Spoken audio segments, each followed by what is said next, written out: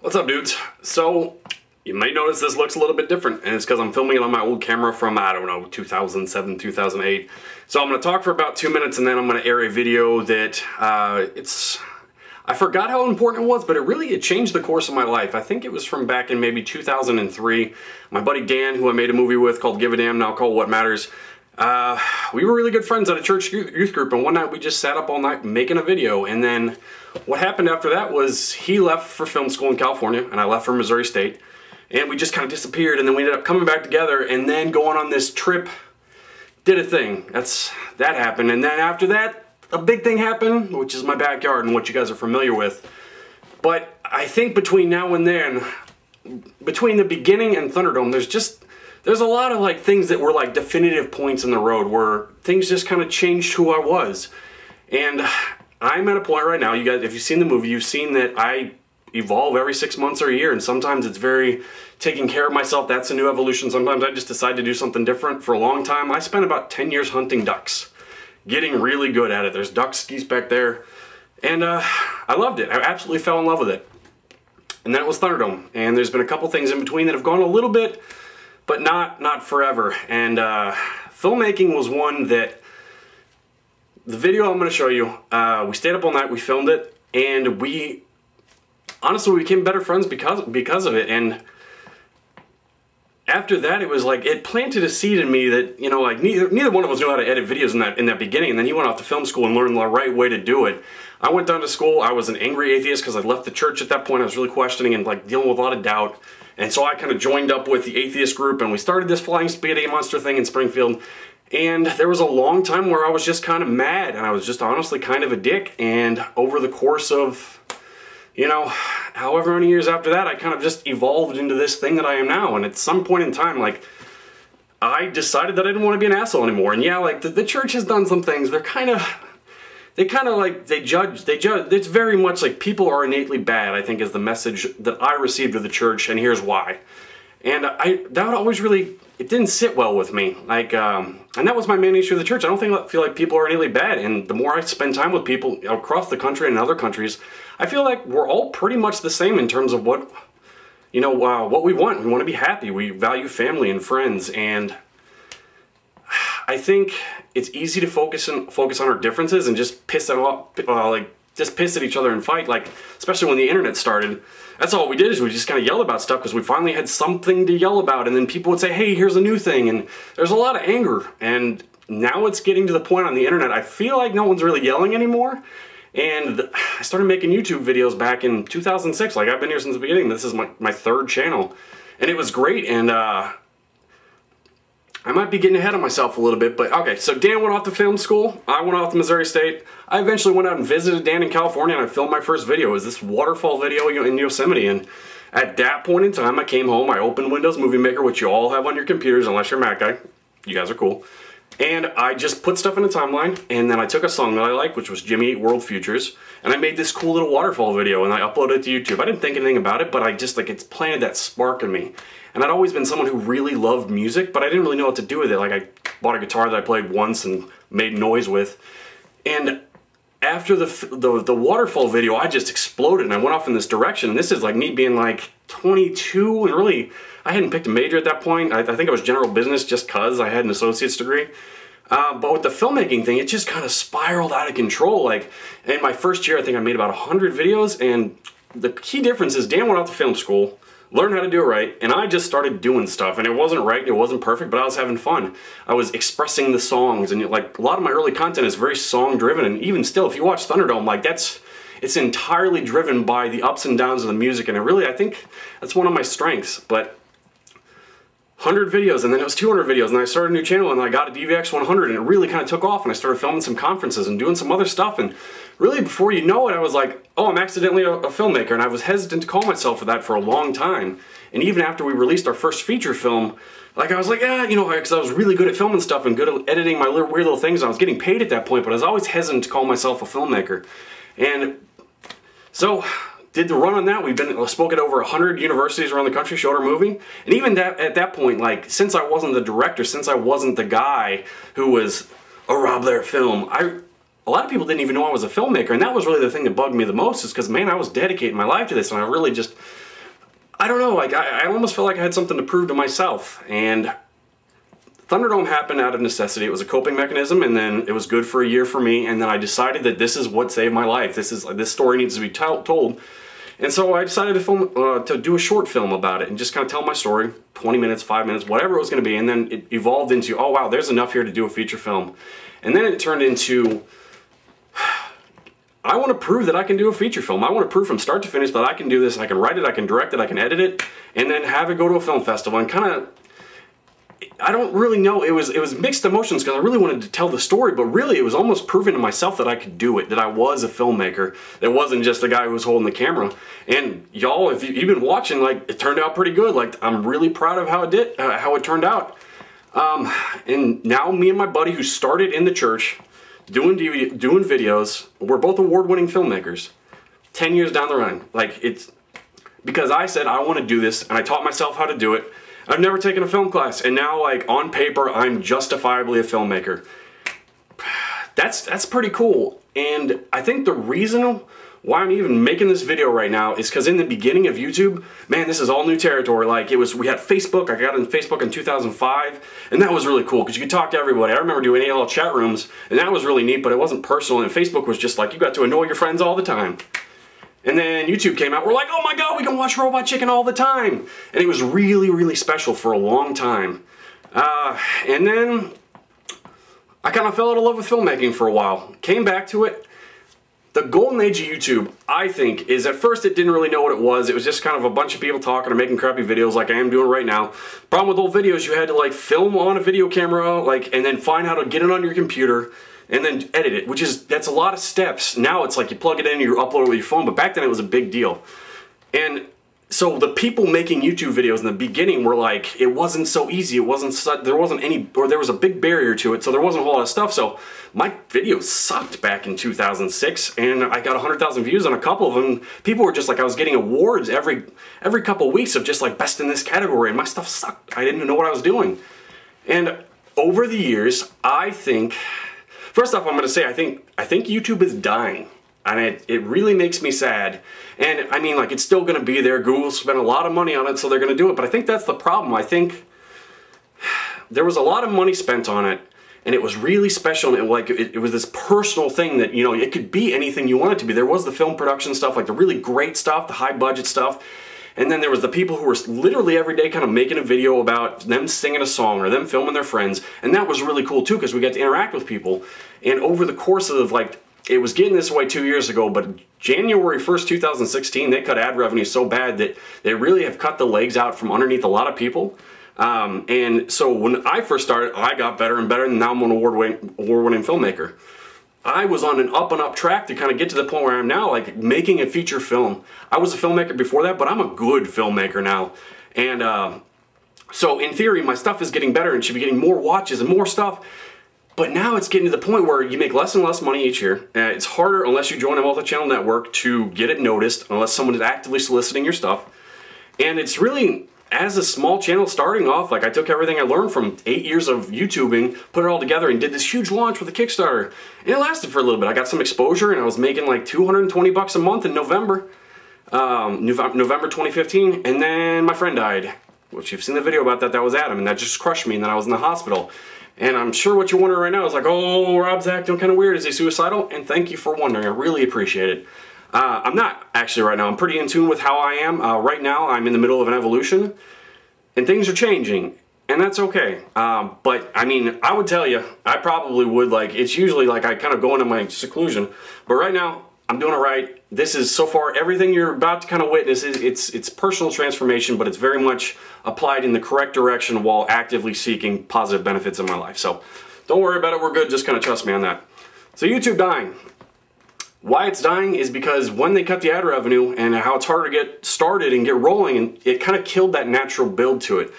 So Rob Poole of SBNC, like, man, he was really good, and then he kept getting better. And like, you look across YouTube, and I'm sure you already noticed it, but there was all these like mid-level and low-level kind of startups where they were, it was kind of interesting, and then they got better. Like Pat the NES Punk, like, man, his videos in the beginning they weren't garbage. His content was really good, but then he turned into a filmmaker. You can see him developing. Even like the Angry Video Game Nerd, his early videos, they were pretty good because he was a film student and stuff. But man, he got really good and honed his craft, and that's kind of the natural progression of YouTube, how it should exist. But now what's happening is I've been encouraging people to start YouTube channels, and now I can't really tell them to. Because, I mean, like, I gave it everything I had for 2 years. I put my ass into it, and really, like, at first I was making what I wanted to make, and then I was like, okay, how do I steer this? And I felt forced to steer it into a direction of, okay, it's what I like, and it's what the 1,000 people who are diehard like, but man, I gotta find a way to get one of these viral videos, and so I made a viral video about my niece. Didn't help at all. Like, I mean, it did its thing, and it got a contract, and didn't help at all. And so for the last year, I've been like, how do I salvage this? How do I turn this into something that I love doing, which I've loved doing it the entire time. I'm trying to find a way to put food on the table, and honestly, I'm starving from it, you know? YouTube is dying because of 100, 1,000 different stories with a different face, and well, it's the same story. The low-level guys that are excited about filmmaking for the first like year or two, they're not even really doing it for the money because they're not making any. But it hits the point where it's like really not worth their time. And now it's like, man, all the videos you've seen of mine, I've made $2,000. Millions of views, like 300 videos, something like that, and they're really good. They're like, I'm a professional filmmaker now. And last year I made videos that were like, okay, my answers to what does the internet want and what am I good at? Putting those two things together, and it was like the Sentinel video, the can we break it light bulbs with Nerf darts, and then the what was it? Shooting shotguns with Nerf, like shooting skeet with Nerf darts. That is an awesome video, slow motion, everything. It's a professional level, like my answer to it. And it's got like 3,000 views, and that really just represents my struggle for all this. It's not really about how good you are anymore, and you might get lucky, and you might get a bunch of views and a bunch of viewers. But eventually you got to put food on the table, and I'm not saying I'm leaving, but when I do, this is the reason. YouTube is dying because they're losing their starting people and their mid-tier people. Mid-tier people are the worst because they need to make it work. They're kind of committed to it. And just like Rob Lehr, he wasn't making any money. It was stressing out his life, and pretty much you can make more money working at the gas station by your house than making YouTube videos. And that sucks. Really sucks. So, I'm at a point now where I'm figuring out what I want to do with my life. I don't think I'm going to leave Nerf entirely. I really think I'll probably end up making some more videos and stuff, but I might end up changing the direction of my life as far as my production stuff. And so what I've been doing right now is watching my old tapes, because in the beginning I was really excited about filmmaking. And I'm watching those tapes and I'm just like, man, this was great. And then what happened? It just kind of like eventually, like, things you love, if they become your job, you're going to hate it. And I've been up and down trying to like really put all that together. But man, I'm trying to find that spark again. And so figure out what I want the next chapter of my life to be. I've been looking back in the past 10 years and seeing kind of what brought me to where I'm at and where I want to go now. And the video that you're going to see, I'll talk about that in a minute. But what's going to happen is I'm starting a new series. And for the next month, maybe until the end of May, I am going to make what I want, and it's probably going to piss a lot of you off. Like, I don't know what you're waiting for. If you're waiting for more loadout videos, there might be some, but it's at the point now where I'm not afraid to walk away from this because I have nothing to lose. Really, I just don't.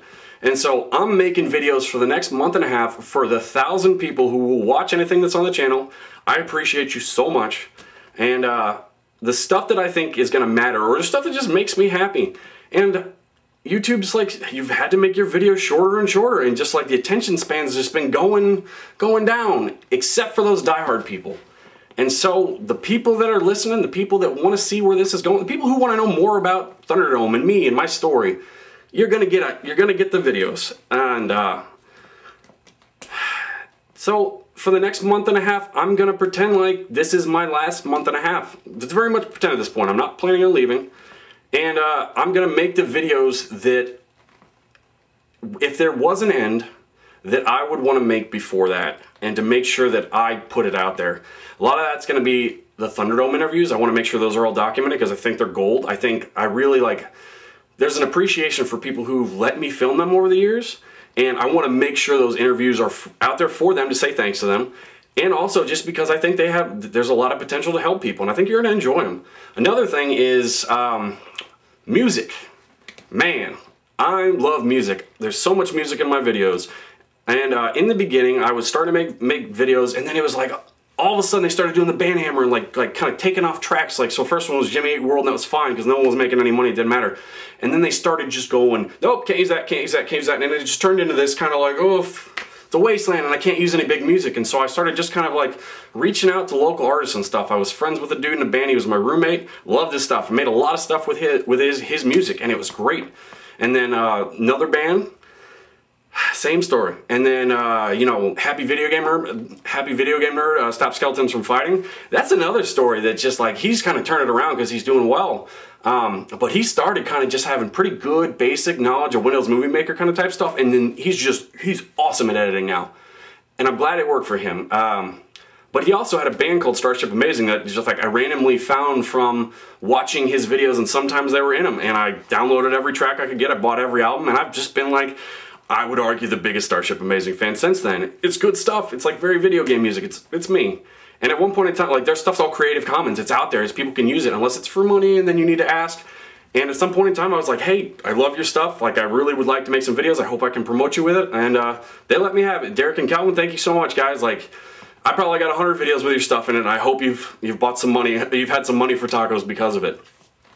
But people like Derek and Calvin, people like my roommate, people like, I want to say thanks to them in the ways that I can. And a big way I can do that, and another point that changed my life, in college I realized that I was allowed to check out the public arena. There's a stage in the middle of campus called the Bear Pot, Missouri State.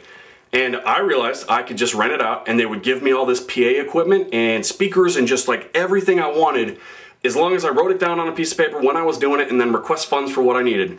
And so I threw 2 music festivals. The first one was called Noodle Fest. It was a little bit kind of flying spaghetti monster stuff. We'll get to that. And it, like, for a day, I just went on MySpace and I sent people all the message, like all bands that I really liked a whole lot. A lot of them were in the area because I love local music, but some, like, there's some in Texas. They drove up for Texas for my weird thing. But for a whole day, I took over the Bear Paw. I took over campus. And I played the music I wanted to play. We built a giant pirate ship that we slept in and defended it with Nerf guns all night from the drunk people who were like, oh, what's that? Look in the videos, you'll see the Nerf Titan up there. And it was awesome. Like, and so that's, you're gonna get the video tonight, and then the first thing I'm gonna post is from Noodle Fest. I'm going to, the series is called Mini DV-mentries. It's weird, but we'll get there. And what it is I have a bunch of tapes, probably like 100 tapes, maybe 200. And in the beginning, you didn't waste a lot of time because you had to real-time capture it. You had to, as long as you filmed, you had to take that much time to upload it or to get it on your computer. And through that, a lot of stuff gets cut out. Like, there's interviews and there's just people hanging out, and you really kind of lose that feel of what it's like to be there. And so you might get a finished video, but you don't get the experience of what it's like to be there. And I don't know if people really want to watch that all the time, but some of the time it's awesome. So I've watched the footage from Noodle Fest, and it's great. It's really just like, that is a day that changed my life forever. And I really, like, the more I think about it, the more like that was the beginning of the Thunderdome story, where I realized I didn't have a whole lot of reason for living at that point. I was finishing my major and I didn't know why. I think at that point I knew I was going to do the give a damn thing, go to Africa. But I didn't know what I wanted to do. But I knew I loved filmmaking, I knew I loved music, and so I did that when we had like 12 bands come out, and it was awesome. And I realized that there's options like that out there, that if I want to just throw a music festival, I can. If you're in college, like, man, it kills me to talk to college kids where they're just like, oh, I don't know, like, what could I do? How could I do like awesome things? And man, they're waiting for you. Go knock on some doors, send some emails, and just be like, hey, so what's the deal? Sometimes you have to be a student organization, but you probably already own one. You're probably already in a Nerf club. Your Nerf club can check it out and do a thing. I think we should do more of that. And the thing that breaks my heart too is at this music festival, I got all these great bands, and that was the first time I realized that it doesn't matter how awesome stuff is in this day and age. People would rather go hang out in their room and play video games or be on their phone. And you'll see people walking up and down like, man, there's some top-notch bands. This first band, Stark-Raven Calm, they are amazing, clean. Like, they're playing to 12 people though. 12 people. And they played their hearts out just like every other band up there. And you'll see people walking up and down and just like ignoring it and just like, oh man, that could be cool, I guess, but yeah, I got stuff to do. I got Facebook to be on. This is exciting. And I feel like that's where we're at. things have been awesome since like 2006 with YouTube, and at first it was special. And then it was like, okay, people kind of figured out how to make money off of it, and that's good because then people kept getting paid for it. And like, we're at the point where we've kind of figured out how to get paid for it, but it's not really YouTube anymore, it's more TheyTube. Because all the U's are disappearing because they're not making any money anymore. So I think in the next 5 to 10 years, unless YouTube really does something bad, like something about this revenue sharing stuff, is they're gonna lose all the Robs and the Rob pools, and we're just gonna disappear. It's like the gas station is paying better than you. And so when you lose the entry-level guys, as soon as they realize it's never gonna be worth their time and they're never gonna get big enough quick enough, and then you lose the middle guys who are just like, they're in love with it, and this is what they chose for their life to be about, but they can't justify it because you pay less than minimum wage, regardless of quality. It's a bunch of compilation videos, and you're gonna get more of like the dude perfect stuff, and they're great, you know, gun versus gun, you're cool. Like they know what sells and they make it. That's cool. Like they get to eat because of what they make, and high five, bros. But we're gonna be less and less of YouTube and more of TheyTube unless there's money again, and that sucks. And I miss YouTube. I miss it. I feel like a lot of the content we watch nowadays is just kind of stuff we watch while we're pooping. It's not really like, I remember we used to just seek out content, everything. Like once we realized that all of the information in the world was like at the tips of our fingers, we sought it out for a while. It was awesome. We talked and we yelled at each other about it. And now we're just like, it's like a bunch of people not worth talking to at a party, where we're just like, there's been so much awesome, where you've seen it. You've seen it, and it'll be there tomorrow. And that's how I felt about a lot of this Thunderdome stuff, is like people kind of keep waiting until it'll be there next time. Sometimes it's not going to be there at a certain point. So I mean, dear YouTube, pay more than the gas station. That's all I'm asking. So that's kind of the next point, is we don't know how long we're going to be here. You don't know how long we're going to be here. So thanks for watching the content. Like, this is not about the viewers. It's really just like YouTube. Google paid too much for YouTube, I think, and now they're trying to figure out how to make it profitable. Same thing that I'm doing. I don't know, man. I can't kill myself for this anymore. Like, it's just like, I gotta feed my cat, and I want it to change. I do. So the things that I want to make before my month and a half and it's over. Adam died, and I made a video. Like, I stayed up all night when I heard about it. When I first heard about it, I couldn't stop crying. Like, quick story of Adam. He was a Nerf bro. I was too busy to hang out with him a whole lot. I was too busy to hang out with everybody during that time because I was dedicating my life to finishing Thunderdome and hoping it would blow up someday, and just so I could keep doing this. Adam died, and regardless of everything else that I had going on in my life, I dropped everything and edited a video just because to help me cope with it, really. Like, that's a lot of my videos. It's just kind of helping me cope. I'm having a rough night or something, and it feels awesome to just kind of like have a thought, one of my crazy scatterbrain thoughts, and turn it into something that makes people happy. And I was really just hoping through making that video that just like, I wasn't that close with Adam, but I knew a lot of people were hurting real bad, and I knew that I had documentation of the past year and a half, 2 years of us playing Nerf, and I felt the responsibility to share that with the people who were crying harder than me. And I've talked to his parents, I've talked to a lot of his friends, and that video, like, you know, it didn't make it okay. It's never going to be okay. It's never okay when people die. It's always awful. But they got to see him one more time, and I've been posting videos of him since then. Just like anytime I find something on the hard drives, I'm like, hey, Adam's mom, here's this awesome thing. She smiles every time, and she gets to remember him. So I've got thousands of hours of video. Some's good, some's bad, some's real weird and pointless. And the videos I really want to make in the next month and a half are the videos that people need. And it might not be you, so please just don't get mad and unsubscribe. If something looks cool, watch it, you know. Don't get mad that it's not all Nerf stuff anymore. Doesn't have to be. There's been 3 people that have died in the past few years where I felt compelled to edit a video right now of all the footage I had of them. One was Adam. One was our buddy Dugan, Murderface. You know, he's the big guy with the beard and the Sonic Knife Finder.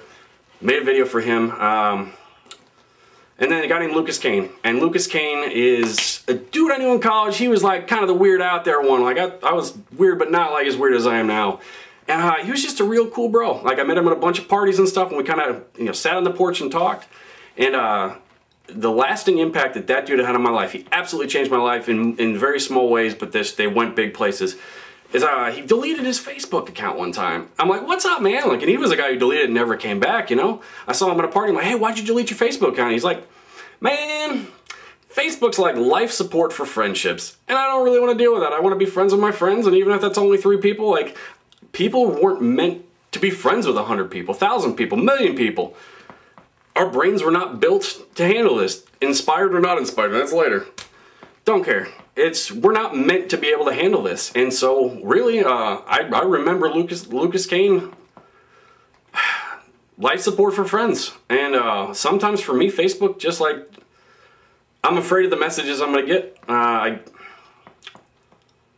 Sometimes I just don't. I can't handle being friends with 1,000 people. So I deleted all my friends at one point and started over just to make sure I was streamlining.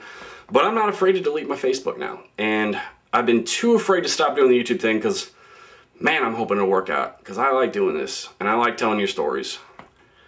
But Lucas gave me the freedom to delete my Facebook account when I needed to.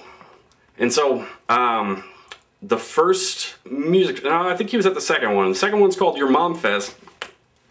It was awesome. That was like the next year. And him and his band, like they played, I think the first set, and they played just a couple weird songs. He had a ukulele, and his buddy Joe, I can't remember, he had a sweet guitar, and then Jeff had like a banjo or something. And they played 5 songs to 12 people, and we all had a great time. And that's how I remember Lucas. I remember Lucas with a ukulele being weird. And that's the only video I uploaded him, like, and then him hanging out at my house. And I don't know if that helped anyone stop crying. I'm hoping that it made me stop crying. And I felt good because I could look back on that memory and watch him play his ukulele. And now I'm at a point with all this footage. You know, in 5 years from now, let's say I leave at the end of the month, I'm not going to want to come back and make a video every time I lose somebody that I really care about. And I probably will, like, if it's the close people, like, I'm going to do it no matter what. What we're talking about here is I've got so much footage of 10 years worth of filmmaking. A lot of it's just indie us hanging out and me trying to make a YouTube video about it and then making something that's got music to it or just like, it's just truncated down. And so for the next month and a half, I'm gonna release those tapes, and the ones I can release Creative Commons I will, and I'll put titles on there so you kind of know what's there. I'll put some stuff in the info, but what you're gonna see is you're gonna see sometimes things that are unrelated, like maybe like there'll be 5 different things on there of us going caving. Before there was Nerf for me, there was Urban Ultimate Frisbee where we jumped over bushes and stuff. There's a guy named Nathan in that who had leukemia like 2-3 years later, and I haven't made a video about it. Like I want to make these videos for folks like Nathan's friends and family. Like he was my friend, but I wasn't super close with him, you know? And where it's set right now, like the path that I'm on right now is I'm gonna live as many years as I live. Hope it's a lot. And eventually, like all these tapes that are in my boxes, like probably not gonna rot before I die, but I think I have the ability to give them back and at least put them out there. And if people are willing to look, they're there. Maybe their Facebook friends will see, hey, there's that video of that person I lost, and they just smile for a minute because they forgot for a split second that they weren't there anymore. So, bear with me. I hope you enjoy it. I really do. Some of them are going to be awesome. They really are. It's the tragedy of my filmmaking in the beginning, and kind of even, sometimes even now, is just like, I love music and I'm pushed by it. But sometimes I learned through making a documentary feature that sometimes you got to turn down the music and just let the moment sell itself. And that's what I'm doing. I'm going to let people's voices and the adventure sell itself. And I think you're going to enjoy the ride. I really do. Some of these are going to be like the music festival ones, the ones that are coming pretty much now. There's some bands in there that were just incredible. Starkgrave and Calm, I don't know if they're still playing. I know that Brad moved to Seattle and started another band. They were writing stereo for a little bit. But dude, like, it's the kind of thing where if they would have existed 20 years ago, they're just waiting for that, like, somebody to notice and get a record deal and blow up and be touring stadiums. Like, it's kind of like where I'm at on YouTube and where I've been of just like, man, I'm just playing in a band and I'm just trying to get noticed. And then all of a sudden, like, we got to a point where, man, it's really easy to get all music from everywhere. And so, like, I don't know, local scenes they're kind of shit. Like, big cities, okay, cool, but you're getting like the bigger stuff coming around on the tours and stuff. But I feel like the people that, like, I'm releasing these videos from my roommate in college who was in a band, who's one of the best guitar players I've ever met, can write some songs, can play like an MFer. And like, he chased his dream for a little bit, and he was in that time where you couldn't really make money doing it, and you weren't gonna blow up, like pure volume stuff was there, but so I mean, like, he moved to Boston, then he moved to New York, and like, I've been kind of pushing him for the last couple of years, just like, man, keep playing again. And he sent me a video on Facebook of just him rocking out with his guitar, and I miss that. And I wish that he would have got to live his dream with that. And you know, he wanted to be a studio guitarist and do stuff like that. And like, if you asked him right now, like, what would you want to do with your life? It would probably be that, if all things were equal, you know. And they're not. And so these bands from 2007 and 2008 that I was in love with, still am. It's awesome. I'm gonna show them again, and with my new editing skills, and since YouTube isn't like 140p anymore, like, man, I'm gonna put some color correction on there, tweak the audio a little bit, and I'm gonna give them one more try. Give them one more chance to get noticed, even if they aren't playing music anymore. And maybe even like some dude who used to play guitar in a band 10 years ago might see it and might start playing music again. Maybe he'll just be happy. Maybe he'll be happy that he's got kids now and he gave up on this stupid dream. Maybe I'm giving up on my stupid dream. I don't know. The answer is I don't know where this is going. I really don't. I don't know where I'm going to end up in 6 months from now. But right now, I'm giving myself the option to choose again. And if I don't want to be Thunderdome Route anymore, then I won't. You know, like, but doesn't mean I won't play with Nerf anymore. I've just done my part. I've told my story, and I've done everything I possibly can to get this out there.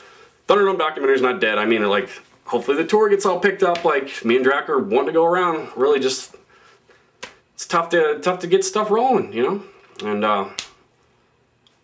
hopefully Thunderdome, yeah, I mean, it's there. Like, distribution just isn't what it used to be. Like, it's not, you're not waiting for a distributor to just pick you up and like an angel donor to come in. Like, really, it's about selling your DVDs on, like, being your own Amazon. And for me, selling my DVDs, going to the post office every day, it just kills my thunder. And it's not what I want to do. I want to make movies. I want to build stuff that I want to build, and I want the freedom to just be weird, you know? And, I'm thinking about putting the DVDs on like an Etsy store and maybe mailing stuff on Monday or Friday. Like, let me know in the comments if you'd buy a DVD on Etsy, and if enough people say yes, and I'll make them available, you know? I feel like we're heading to a world that doesn't really give a shit about content creators. Like, you give a shit about the ones that are really, really good, and the ones who a company tells you that they're worth watching and they put it in front of you, but been surrounded by so much special stuff, I'm like, forever. From sun up until sundown on your phone, both times, everything's special and you don't give a shit anymore. That's how I am. I'm sick of YouTube. I'm sick of watching stuff. I've heard it. Drac, I love you. I've seen your videos. I've seen your Nerf content. And I like the stuff that you take a chance with, man. I like the stuff that just kind of like, I can tell you tried a new editing technique and you're getting a little bit better. And the stuff that, same thing with Coop, like, watch Coop's content a lot, and the stuff that I like is when I can just tell Coop just had a hair up his ass to make a weird video where he's doing 3D effects and shooting people with Nerf guns, and just the ones that he's challenging himself with. And I'm glad that those two guys got a reason to keep challenging themselves and keep doing this. I want to be able to tell young kids in the next 5 years that if they want to make YouTube videos and if they want to be filmmakers, that it's worth it. I don't know if I can say that. It's worth it if it helps you cope. It's worth it if it's filling a need in your life. If you're telling stories that need to be told, regardless if 5 people or 1,000 people watch it, if that's worth it to you and that helps you get through this trip around the sun X amount of times, do it. I want it to be something again where the dreamers can see the path. Where even if our goal is only to be like maybe pay our rent that month or buy some groceries, buy some cat food, I want that to be possible again without just having to make more stuff or just. I fell in love with YouTube, and I'm trying to find every reason to keep going with this and just pay better than the gas station. That's all I'm asking. So, video you're about to watch. 2002. I might do a little quick 20-second intros for all these videos. This is my friend Dan and me in the church at 3 o'clock in the morning for our youth group. We ran stuff like I was we were the kind of guys who did stuff. I did a Halo tournament, and just kind of like I'd hang out with people, we'd go caving, do all this stuff, kind of do what I do now, except like just high school Christians, you know. And I wanted to do a Halo tournament. That was the time in 2001 we were all kind of getting together and playing Halo in the basement with a Mountain Dew. And it was great. We made friends like that. And then Halo 2 came around, and well, I skipped my college break to go see out, like, went back to St. Louis to see all my friends that I left, and played Halo 2 in the basement by myself. That's same story over and over again. So, Halo tournament, probably had about 20 or 30 people come, and we played for 6-7 hours, and it was awesome. But the video you're about to see is the promo that we made. This version might be edited a little bit because he just went back and touched it up. But the first one we didn't do any editing software at all because Dan didn't know how. We filmed, we turned it off, filmed, turn it off, turn it off. And it was great. And that's my beginnings as a filmmaker other than mixed match stuff. This is a point that changed my life. And you're going to see a bunch more in the next month. And I hope if you've lost someone, you see someone that you see a day that they were doing their thing. Just hanging out with people, playing their guitar, playing urban frisbee. Just don't be mad that I'm putting this up here. Like, I'll try and limit it to one a day, you know, one every other day, something like that. But if you're going to unsubscribe, then thank you for being here. Thank you for watching anything that you watched. I hope that something made you happy or helped you in some way, you know. So, I bring you the Halo 1 video. Bye.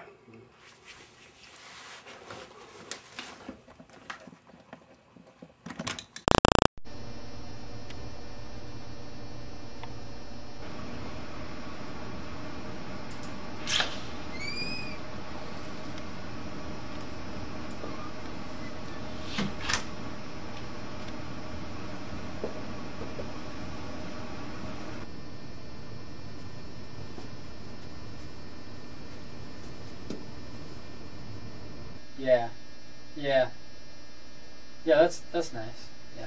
Hey, honey, sorry, but I'm real busy. I'm gonna have to let you go. Yeah. Yeah, I love you too. Okay. Yeah, say hey to Avery for me. All right. Bye-bye.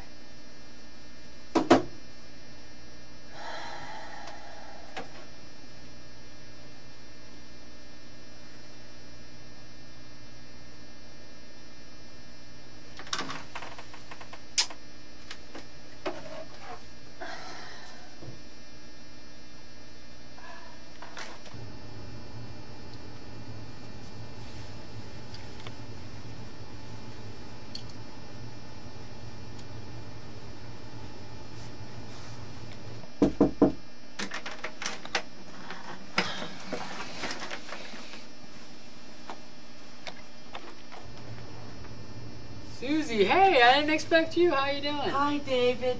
Do you have time to talk, David? Yeah, sure. Yeah, I'm not busy at all. Hey. Oh, thanks. So, what's up, huh? So, what's up? Well, David, Billy broke up with me. That's rough stuff. That's not the worst part. He called me a Sasquatch, and I never did anything but love him like a fat kid loves cake. Quoting 50 too. Is there anything I can do for you? Well, could you look up heartbreakers on the internet? I sure can. Oh, thanks, David. That would be great. Who sings it? That's Joe Cocker or I don't know. Okay, Heartbreaker. Heartbreak this! What's going on? She was a cyborg sent from the future. She's trying to stop the Halo tournament. We must go now! Go where? To Halo! Come on, follow me!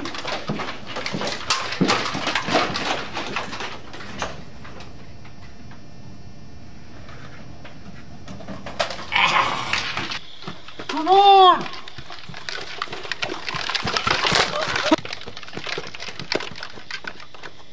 On your own in Halo. But we need more players. Look.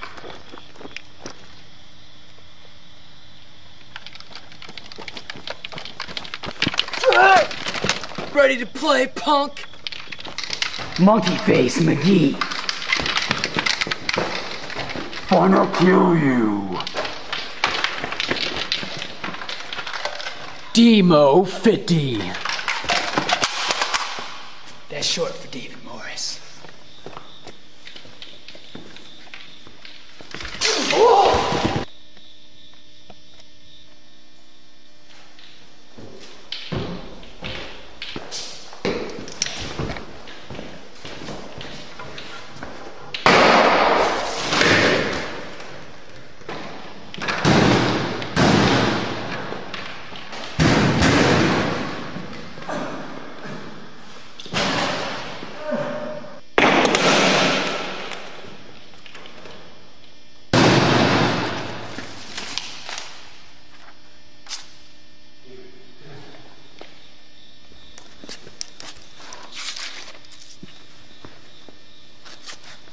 Halo Tournament, September 20th, 2003. Free play starts at 3 p.m. Tournament begins at 4. Yeah.